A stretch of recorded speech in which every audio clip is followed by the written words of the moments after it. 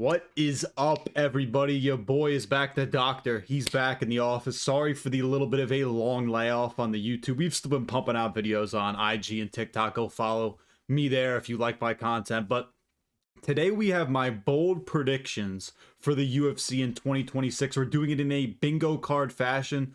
So shout out to the boy, Bedtime MMA, for the idea. Listen, I've been trying to come up with a different idea, but I felt like this is the best way to do it. And I can creatively fucking put my points across through this video. So let's start off, waste no time. Remember to like, comment, subscribe. Let's start off with my first bold prediction for 2026. And just so you guys know, Alex Pereira is the free space. I think he's going to be the heavyweight champion in 2026. You could check out my last video where I kind of went further in depth on that. But I think he beats Tom Aspinall. I think Aspinall first vacates. He beat Pereira beats Cyril Gane for the interim. And then Alex Pereira beats Tom Aspinall, but I don't want to talk too much about that. That's just my free space. Moving on to the first official prediction behind this first green box. So that was a lot of hype for nothing. Yuri Prochazka becomes the light heavyweight champion. And again, I've talked about this point in my prior video, but I look at it this way with Yuri. Even before Alex Pereira had fought Magomed Ankalaev and beaten him in the rematch, I felt if anybody else in the light heavyweight division was going to beat Ankalaev, it was going to be Yuri Prochazka. I think he's going to cook Carlos Frodberg, and the belt will be rightfully back in his hands. Nobody looks better with the belt than Yuri Prochazka. His chin's insane. His plot armor's a real thing, man, and no one else beats him in the division other than Alex Pereira, and he's obviously moving up, according to me, and based on what he's kind of said. And again, I've always felt Yuri could beat Ankalaev to be the champion. I definitely think he could beat Olberg. You know, I always felt he could matched up really well with Ankalaev. I don't think Ankalaev would ever be able to deal with the immense amount of pressure and just overall insanity of Yuri Prochazka's game. So I'm picking Yuri Prochazka to become the light heavyweight champion. The balance of the UFC and the force will be restored. Moving on now, this is where the video starts to get a little bit wild. My next bold prediction has to do with some current events. You know, Venezuela, a little bit of unrest, and we don't really know what's going on there. Maduro's out. We need a leader to step up. I know Trump wants Marco Rubio in there, but I have a man who has had a little bit of experience leading a large city in the United States, and that man's going to be Belal Muhammad. Belal Muhammad becomes the leader of Venezuela. Again, a lot of people are going to think this is crazy, but we need a new leader. Belal's the guy that's going to get us right. Again, he's led Chicago very well. Him, King Von, Kanye, and Pope Leo, the big four, have dominated the scene of Chicago politics for many decades, and they've got that city right. It's a fucking wild place out there, but if there's anybody who knows how to deal with, you know, crime and stuff, it's Belal Muhammad. Look at Venezuela. They need a dude to fucking clean up their act. Send Belal over there. He'll rule with an iron fist. You know, he's getting up there in age too. We don't really know how much longer is Belal Muhammad going to be fighting in the UFC. So maybe a full transition over to a dictator / leader of a foreign country is what Belal needs next for his career and his life. One problem that I think could become a bit of an issue, or at least has been brought to my attention, is Belal Muhammad. I don't think he could speak any Spanish, but we're going to get around that. ChatGPT and Google Translate can do most of the work for him. And anyone that opposes him, he will take to a 48-47 brutal unanimous decision. We need this. Belal Muhammad, you are going to be the new leader of Venezuela. Moving on, though. Sticking around, kind of a little bit of craziness, but I think this is a free space.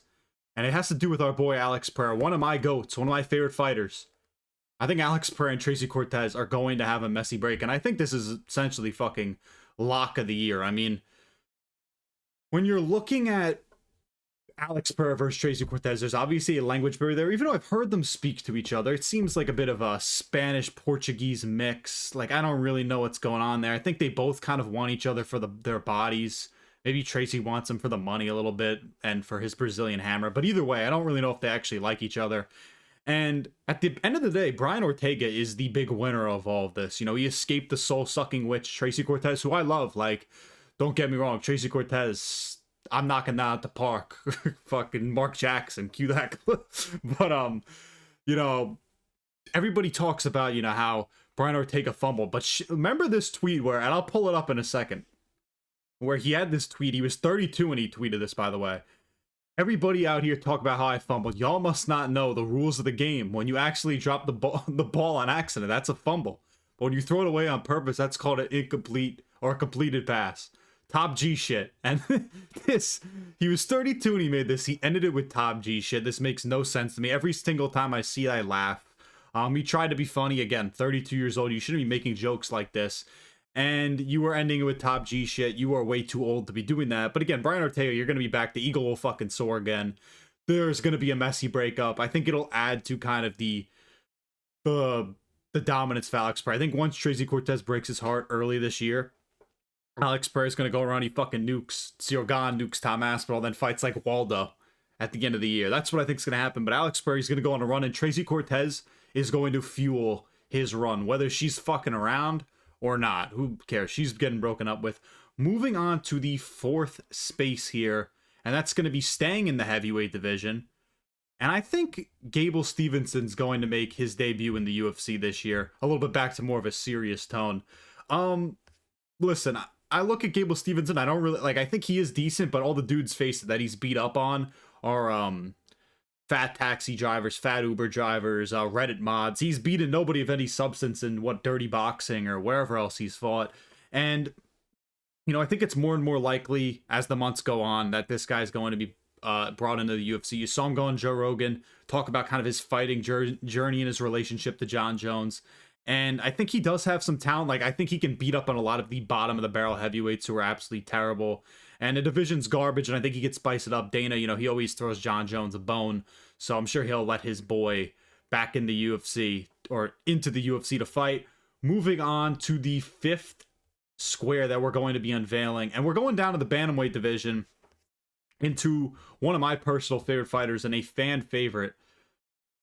I think Payne Talbot is going to be ranked inside the top 5 in 2026. Listen, currently he's 11th. You figure his next fight's going to be against like a Cheeto Vera or Eamon Zahabi. I think he beats Cheeto pretty easily. Probably beats him like 30-27 decision. Maybe he gets a late finish from Cheeto Vera. He's a tough guy to put out. But after he beats Cheeto Vera like a Zahabi, that puts him right around the top 8 range. And at that point, you're kind of looking at this from the UFC perspective. You could just Paddy Pimba maneuver him right up the rankings, get him to the top 5, justify giving him a title shot. Because face it, like, if Merab loses to Petr Yan, it's like, all right, maybe you do an Umar rematch. I don't think Sean O'Malley versus Merab is incredibly intriguing. Payne Talbot's, you know, a name that a lot of people know. So many casuals know who he is, and he is very skillful. This isn't like a case where I'm like, wow, Payne Talbot, they really fucking handed it to him. I mean, maybe to a degree, if he gets the title shot after beating Cheeto Vera, they handed it to him. I think Corey Sandhagen would be like the next step up for him, and I think he has a chance against Corey Sandhagen. He could. Payne Talbot's just gotten better after every fight, and you also figure like a guy like Song Yadong is probably going to fall at the top 5 once he loses to Sean O'Malley because the guy never wins a big fight. UFC wants this guy in the top 5. They'll get him there as long as he wins, and I think he's going to get in there after he dominates Cheeto Vera. That's my bold prediction. Payne Talbot, top 5. Moving on to another young prospect that I really like in the lightweight division. I think Manuel Torres is going to be top 7 lightweight ranking. Viva la Mexico. I love Manuel Torres, and there's a lot of fun lightweight prospects, whether it's Fares Ziem, Quillen Salkild, Ignacio Bahamondes. There's so many. I'm latching fully on to Manuel Torres. Salkild will always be my guy. Don't get me wrong. I was on him before a lot of other people were, but Manuel Torres is going to be the lightweight prospect that I essentially just latch myself on for forever. Elite takedown defense. All of his fights in the UFC have ended in the first round. His only loss is to Ignacio Bahamondes. All his 5 wins in the UFC are all by finish. You know, he's beating guys like Grant Dawson, who he just had a really nice finish over. Drew Dober, Chris Duncan, who's another guy who's just outside the top 15. Kid has elite takedown defense. And honestly, look at the rest of this division, especially the back end. Michael Chandler, 12th. Benil Dariush, 11th. Renato Moicano, 10th. Gamrot 7th, Dan Hooker 6th, and Gamrot and Dan Hooker I think are still pretty decent, but I figure Dan Hooker is going to get mogged by BSD. BSD moves up, Dan Hooker probably getting outside the top 10. Moicano, Dariush, and Chandler, all those dudes would lose to any of these fun prospects. Gamrot I still like, but I really do think Manuel Torres has a shot to beat him. I think Manuel Torres' elite takedown defense paired with insane power could be enough to beat Gamrot. And listen, I really like Gamrot. Like, he's earned a lot of respect from me after how the whole Charles thing went down, where Rafael Fiziev, you know, drops out due to injury. Gamrot steps in a short notice, goes to Brazil to fight one of the most dangerous, not only lightweights ever, most dangerous fighters the UFC has ever had. You know, he obviously loses it, but I think this could be kind of a bit of a downturn in his career, facing a really dangerous opponent in Manuel Torres. I think that'd be a sick fight, by the way. I mean, is there a world where Gamrot just smudges him? Yes. But I really am fully in that Manuel Torres is going to be fucking legit. He's going to enter into the top 7 of the lightweight rankings. Moving on to my next bold prediction for 2026. And that's going to be a DDP redemption arc. I am not giving up on DDP just yet. I know, listen, so many people are discouraged following that shitty performance to Khamzat Chimaev, and I understand why, but there's nobody else in the division who's doing that to DDP like Khamzat Chimaev is. This guy's one of the greatest middleweights ever, whether you want to admit it or not. He beat Robert Whittaker, beat Izzy, beat Sean Strickland twice, was a really fun, active champion. I think he fights again in like April, May, March, and he's going to fight Brendan Allen. I think he beats him where he just out goofballs him. The piano, the anvil falls, he wins. Maybe he gets a late finish, or he just puts on like a 5-round DDP masterclass where it's a lot of weird, like rushing punches in, like weird takedowns, like probably throws up a couple of wild submissions. And I honestly think, and this is a bit of a spoiler for one of my later predictions, I think there's a chance that he fights for like an interim or vacant title at the end of the year, because I think Khamzat Chimaev's going to move up, or he just doesn't really fight at all. And then he fights like a Fluffy, or maybe Strickland versus DDP 3 if Strickland beats Fluffy. And then I think DDP can get the belt back that way. Not saying that's exactly what I predict, but I do think he's going to put himself right back into title contention after he schools Brendan Allen. The piano's going to keep falling with DDP. He's still pretty young. Is he even 32 yet? The dude's going to be champion again. I have zero doubts once Khamzat Chimaev's bitch ass gets out of this fucking division. DDP will come back to save it. I don't really see anybody else other than Fluffy, who I really love in this division personally. Moving on to another one that actually almost became true before this video even started. There was a lot of controversy behind this, and I'll get into it in a second. And that's what I'm going to predict. At least 3 fighters lose their 0 in 2026. And you got to look at it this way. Tapology yesterday, one of the weirdest things you've ever seen. Tapology 2 days ago tries to add a loss to Michael Morales' record when he was on like an Ecuadorian tough like reality fighting show when he was like 17, 18 years old, where he fought 2 professional fights. They were really amateur fights, and he won his fight at 17 and then got submitted by a triangle choke when he was 18. And then they eventually took it back. It was this whole weird fucking thing. It was all amateur. It was a really shameful thing for Tapology to do, but that might be a sign that Michael Morales is losing this year. But even if Michael Morales doesn't lose, you figure Lerone versus Movzar, that's going to happen at London, at like UFC London in March, and they're both undefeated, and that's going to be a fight for the #1 contender spot. One of those dudes loses. All right, there's one loss right there. Then you have Shavkat and Michael Morales. Those 2 dudes could kind of fight each other, or they fight top contenders like a JDM or a Carlos Prates. So there's definitely a loss that could happen there. So that's 2. And then you have Ilya. And I think if he fights Islam, he's going to lose at 170. And I think Khamzat's the only guy I have a lock to stay undefeated. I think Khamzat Chimaev, there's no way he loses this year. I would be stunned if he lost to fucking anybody. As much as I want to say Fluffy Hernandez title run, Fluffy is probably not going to beat Khamzat Chimaev. Either way, I think at least 3 fighters lose their 0. Again, there's 1 guaranteed.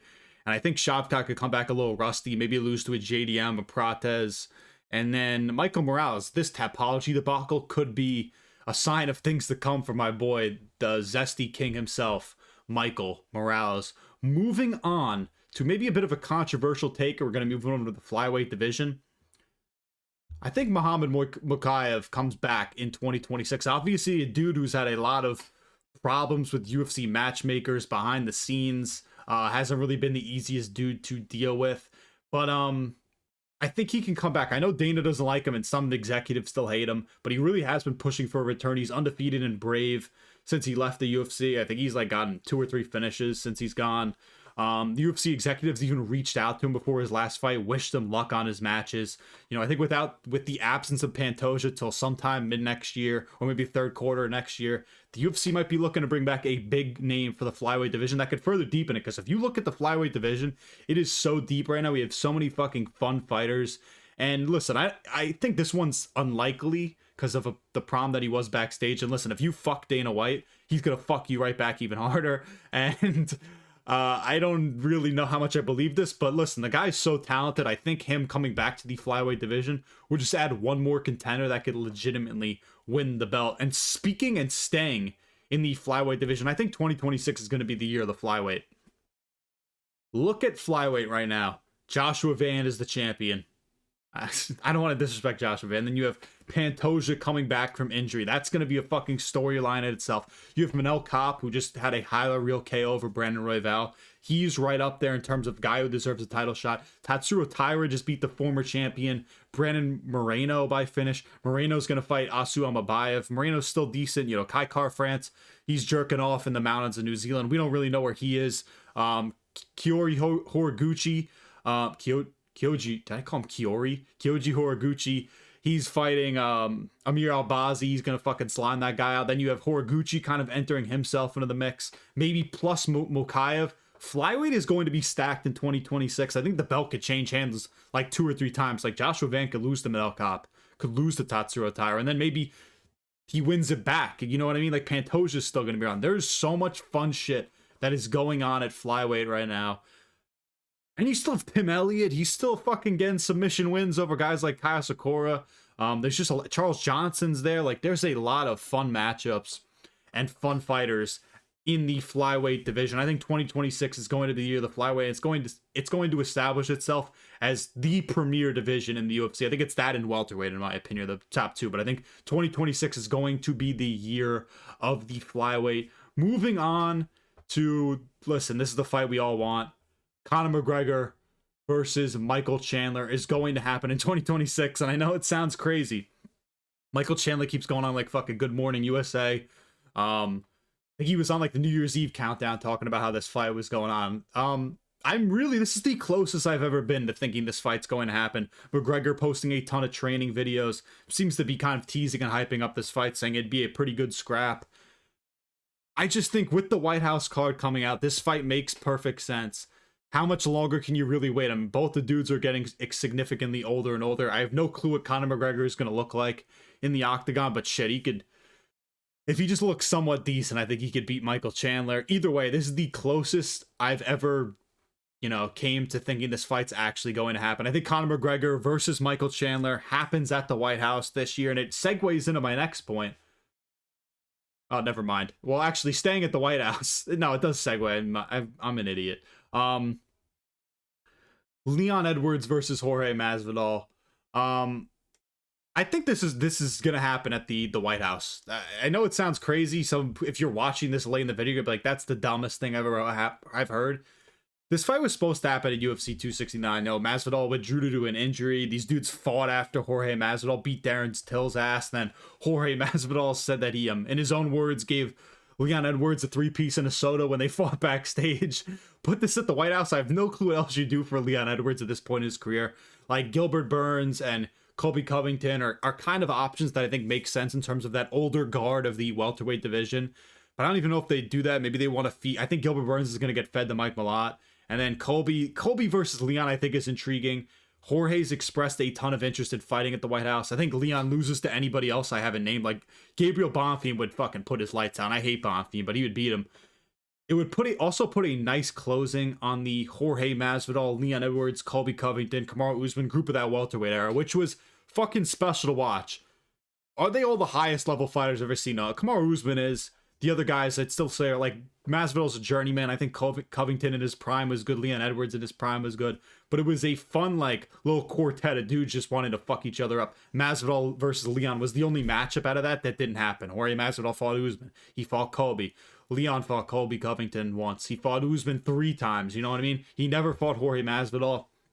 I think this would be a really fun fight to watch. And again, Leon Edwards' only hope of this might be just fighting a really shit. Might be his only chance of winning might be against a shit Jorge Masvidal. Moving on to my next point, and that's gonna be Volk gets 2 title defenses.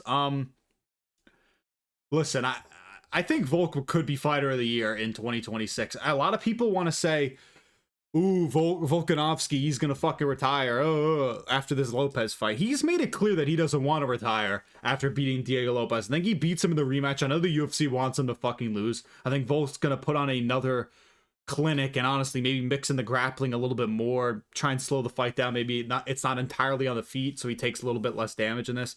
Bounce back. He's going to fight again later in the year. He'll fight the winner of Lerone versus Movsar. I think he beats Lerone. I'm pretty confident he beats Lerone Murphy. I think Movsar can kind of backpack him, you know, and maybe wear him down with the grappling. But again, Volk can shut you down in grappling exchanges. Like, he's an elite level grappler. Good takedown defense. I really think Volk can get 2 title defenses, then ultimately retire. That's what I think is going to happen. I think he retires this year, but after defending the belt twice. He beats Diego Lopez, beats Lerone Murphy / Movsar, and pretty much rides off into the sunset as the fucking goat of the sport. That's my prediction for, what the fuck did I just say? Sorry, I actually about it. For my prediction for Volk for this year. Moving on. And then, honestly, this should have been after I talked about Conor McGregor versus Michael Chandler. I think Conor McGregor is going to call it Islam Makhachev.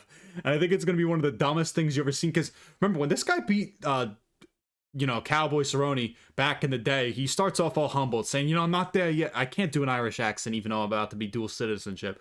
I can't, I'm not there yet. I'm not there yet, but I'm getting close. I'm going to put the clip in. I'm not there yet. I'm getting close.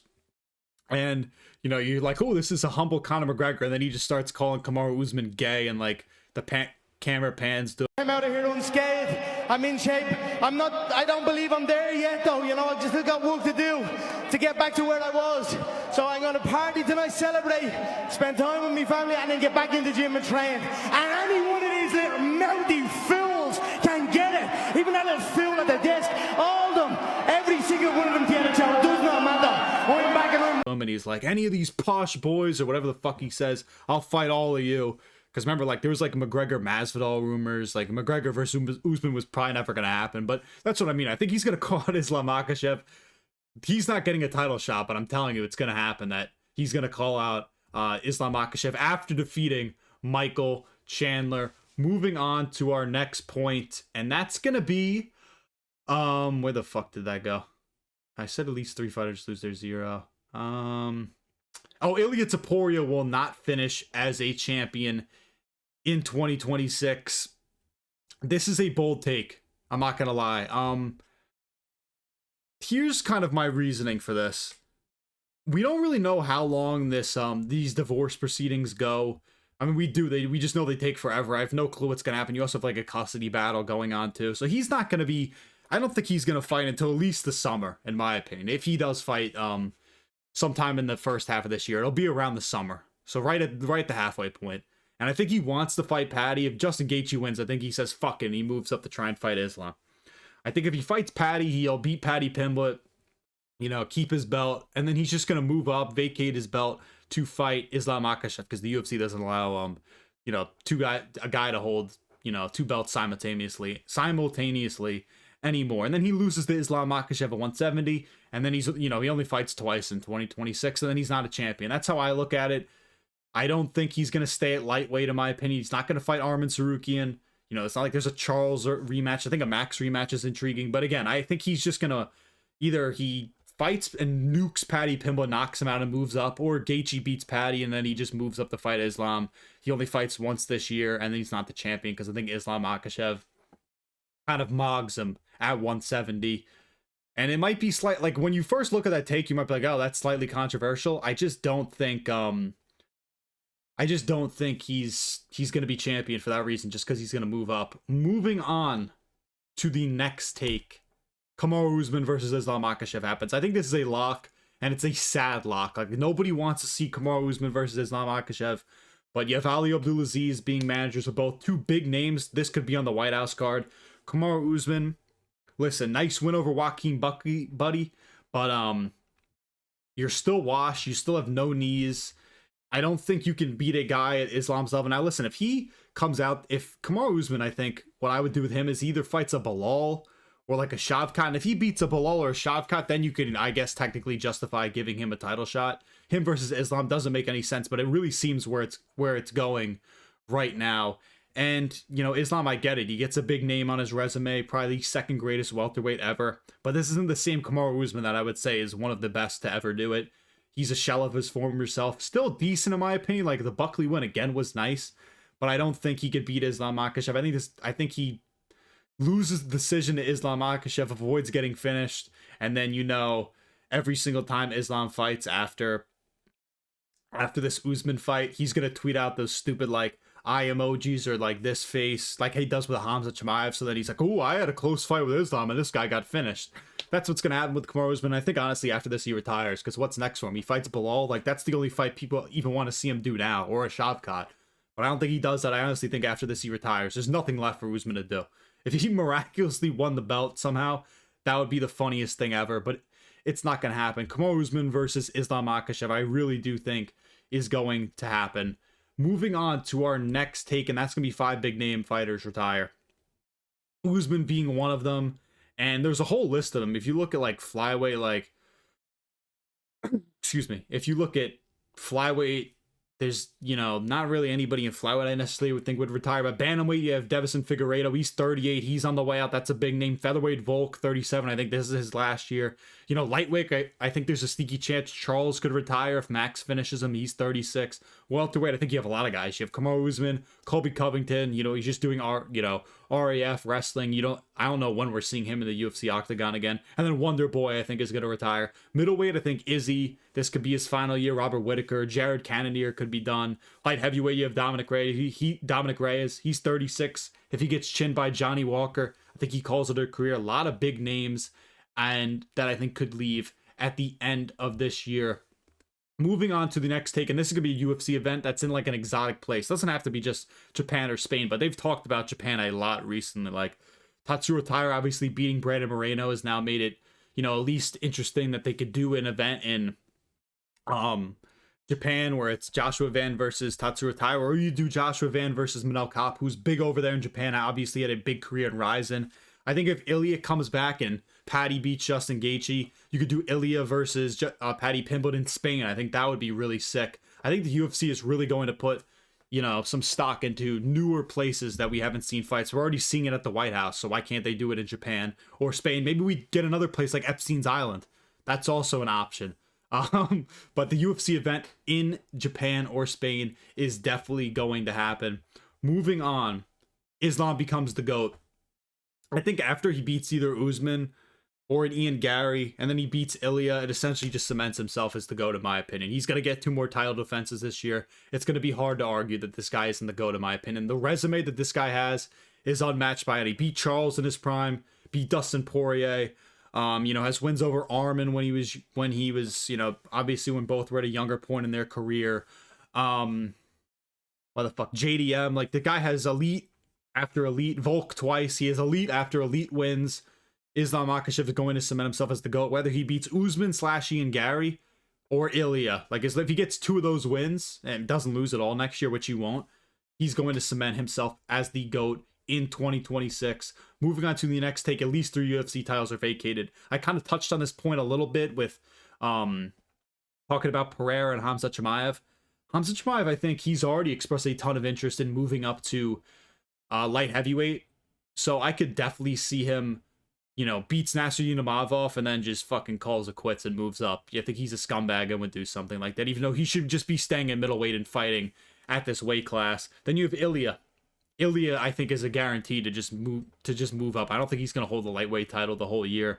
Either, again, he just vacates it now. That's one vacation of a title. Or, he beats Paddy and then he vacates to move up to fight Islam. That's 2. And then I think Alex Pereira is going to vacate his belt. Even if he doesn't win the heavyweight belt, I think he just vacates light heavyweight to move up to heavyweight and challenge Tom Aspinall for the heavyweight championship. So that's 3. And then I don't really see any, I don't really think you're going to get Volk. I mean, Volk, I guess, technically vacates if he just holds the belt through the whole year. So that's 4. You could have 4. There could be 4 title vacations this year, and welterweight Islam's not going to do it. And and Tom Aspinall, I also think the UFC could just fuck over Tom Aspinall, and that's 5. I'm telling you, there could be a ton of title vacations in 2026. Moving on to the next take, and that's 2026 could be the last year Aspinall in the UFC. You might see this take and say it's the dumbest thing I've ever heard of. Andy Aspinall has already talked about moving this guy to boxing. Tom Aspinall has 2-3 fights left on his contract. We don't really know when he's coming back. This eye injury is pretty serious. He's obviously getting surgery. I think in like a week, honestly, on his other eye. We don't really know when he's going to be back. I think the UFC could force this guy to vacate. We got Aspinall versus Cyril Gane for either an interim or vacate a vacant heavyweight championship. And then even if that happens, I think there's a chance like Aspinall or Pereira beats Cyril Gane, and then you have Aspinall versus Pereira, and I think Alex Pereira can definitely beat Tom Aspinall. This really could be the final year we see Tom Aspinall in 2026, which is really a shame because his career has honestly just been fucking cursed. I feel bad for him, as my hair looks fucking shitty right there. I feel bad for him. He doesn't really deserve that, but that's just the way things have gone for Tom Aspinall inside of the UFC. Moving on to my next take, Jesus, as I was fucking fixing my hair right there. Charles versus Max fight of the year. I don't have to speak too long on this, as he's two of the best to ever do it. Two of the most exciting fighters to ever do it. Charles coming off of a really nice win over Gamrot. Max just beating Dustin Poirier in his retirement fight. I think in March, this is going to be one of those fights that you tell your fucking kids about. There's going to be a finish either way. No way this goes 5 rounds. Guaranteed finish. I'm not going to make my prediction yet. I mean, if you know me personally, you know where I'm going, but I'm not going to make my prediction just yet. This is going to be a sick, sick fight. Moving on to, we're on our last 2 squares. Which is which here? One of them is, all right, we'll see. Petr Yan goes undefeated in 2026. I think he beats Merab in the rematch. And then I don't think Sean O'Malley beats Petr Yan. I think Yan is just entering into the prime of his career. I think this guy's untouchable right now. To solve the Merab puzzle in the way he did with ripping shots to the body, shutting down Merab's grappling, which he already done once, but this time doing it at a point where he couldn't get held down and controlled, against the fence or anything. And Petr Yan even looked better in the striking, was rolling with punches better, was, again, working to the body. Again, his body work is beautiful. Leg kicks, just making Merab visibly or audibly yell. That was pretty fucking crazy. And also mixing and grappling of his own. Like, he took down Merab. So Petr Yan's entering into this prime of his career. I think he destroy the shit out of Umar. I think Sean O'Malley versus Petr Yan would be a close 5-round decision, but I would lean Petr Yan there. And moving on to the final take of my bold predictions for 2026, Wonder Boy has a people forget man type of performance.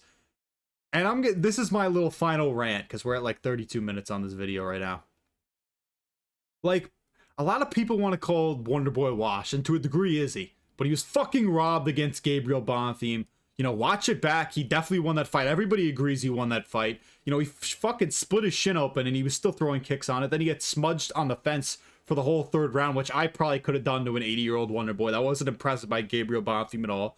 I like this as a bold prediction because the guy's 43. He's lost 3 in a row, got finished by Joaquin Buckley, subbed by Shavkat, lost to Bonfim. All legit kind of for the most part. In terms of good, like, Bonfim, listen, I like to shit on him. I still think he's decent. But Wonder Boy could still fucking scrap. Again, Bonfim just dominated Randy Brown, so that loss has continued to age well. And there are plenty of people who think Bonfim's like a legit name in the welterweight contender, despite the fact that I think he fucking sucks and I hate him. But no one, like, you can't tell me this guy Wonder Boy can't beat a washed name at welterweight like a Magny or a Colby Covington or a Muslim Salikov. Like, Salikov, in my opinion, is the perfect matchup in terms of 2 40-year-old strikers who can throw like wicked kicks. The Kung Fu master Muslim Salikov, who just got chinned badly by Uros Medic in the 1st round. This gives him a chance to get a win against a big name. I think Wonder Boy can beat all these guys and will beat all these guys. Honestly, I think he gets a late finisher, like a 3rd round Wonder Boy or 3-round technical masterclass. I just hope the UFC doesn't give Wonder Boy some bullshit matchup like a Joel Alvarez where Wonder Boy would just die and that would be it. But yeah, just give him an unk or give him some shitty contender, honestly. I want to see a Wonder Boy masterclass. But that is my 2026 bold predictions, the bingo card. Let me know what you guys think. Let me know what you guys think is the boldest prediction here. In my opinion, Belal becoming leader of Venezuela is the most likely of all of the predictions. But you guys let me know what you think in the comments. Remember to like, comment, subscribe. Thank you all for watching.